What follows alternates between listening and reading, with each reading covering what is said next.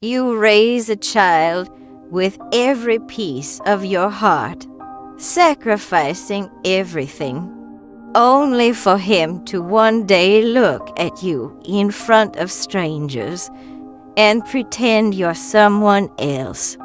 Not his mother, not the woman who gave him everything, but just the housekeeper.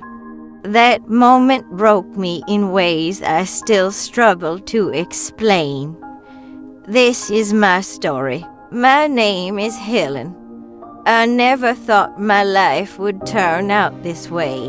When Daniel was born, his father and I were young, hopeful, and in love. But life has its cruel ways. My husband passed away when Daniel was only 4. Suddenly, I was a widow with no savings, no support, and a child who depended on me for everything. I took jobs wherever I could find them, cleaning houses, cooking meals, babysitting for neighbors. At night, after putting Daniel to bed, I'd sit at the kitchen table and sew clothes for extra cash. But through it all, I never let him feel the weight of my struggles. I wanted him to believe his world was safe, bright, and full of possibilities. I remember his little voice asking me once, "Mommy, why don't we have a big house like Tommy's?" I smiled and stroked his hair. "Because, sweetheart, we have something better. We have each other." And he grinned, hugging me tightly. Back then, I truly believed love would always be enough. Raising Daniel meant giving up everything for myself. New clothes, vacations, personal dreams, they all disappeared. I still remember a winter night when he was 10. He wanted a warm jacket like the other kids at school. My paycheck had barely covered the rent and groceries that month. But I sold my wedding ring, the last memory of his father, to buy that jacket. When I handed it to him, his eyes lit up. "Thanks, Mom, you're the best." And in that moment, I told myself, every sacrifice is worth it. He'll know one day. But what I didn't realize is that children grow, and sometimes they don't remember the hands that carried them through the fire. Daniel was smart, sharp, ambitious. He excelled in school, earned scholarships, and became the first in our family to go to college. I worked double shifts to help pay for his dorm essentials, books, and travel. Even when he insisted, "Mom, the scholarship covers most of it," I kept giving whatever I could, because I didn't want him to feel less than anyone else. I wanted him to stand tall, knowing his mother had his back. When he graduated, I sat in the audience with tears streaming down my face. He walked across the stage, smiling proudly, and for a brief second, our eyes met. I thought I saw gratitude there. But as the years went on, that gratitude began to fade. After graduation, Daniel landed a great job in a corporate firm. He moved into a new apartment in the city. His life seemed full of parties, meetings, and colleagues. Phone calls became shorter. Visits became rare. And when he did visit, it felt like he was just tolerating my presence.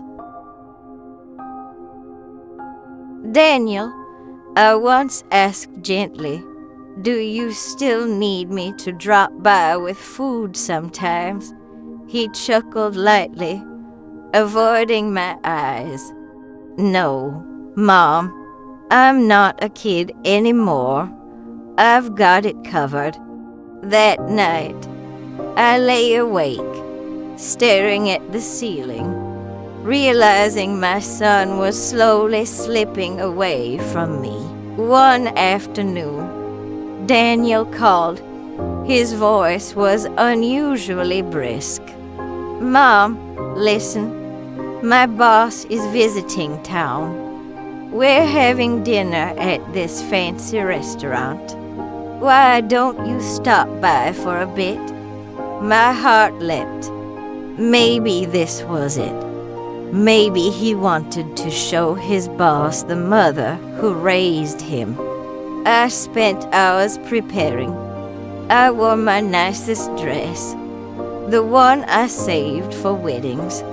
I pinned up my short gray hair neatly, dabbed a little perfume, and even polished my old shoes. On the bus ride there, I whispered to myself, "This is the moment.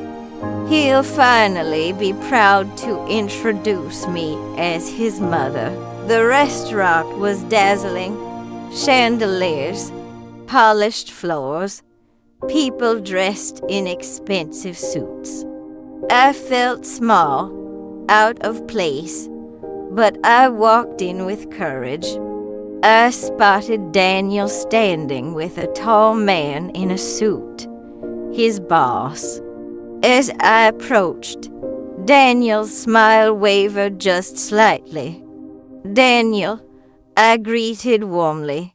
He turned quickly and said to his boss, "Oh, this is, the housekeeper at home." The words struck me like a thunderclap. Housekeeper. For a moment, the room spun. My heart pounded in my chest. I thought maybe he'd correct himself, that he'd laugh and say, "No, this is my mom." But he didn't. His boss nodded politely, shook my hand briefly, and went back to discussing business. I stood there, smiling faintly, my heart bleeding silently inside. I left the restaurant early, making an excuse about being tired.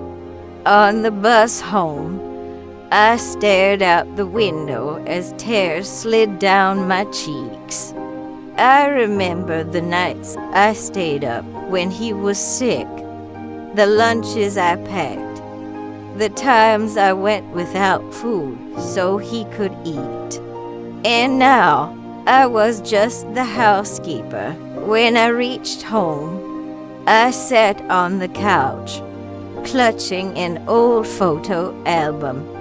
There he was, smiling in his little pajamas, hugging me tightly.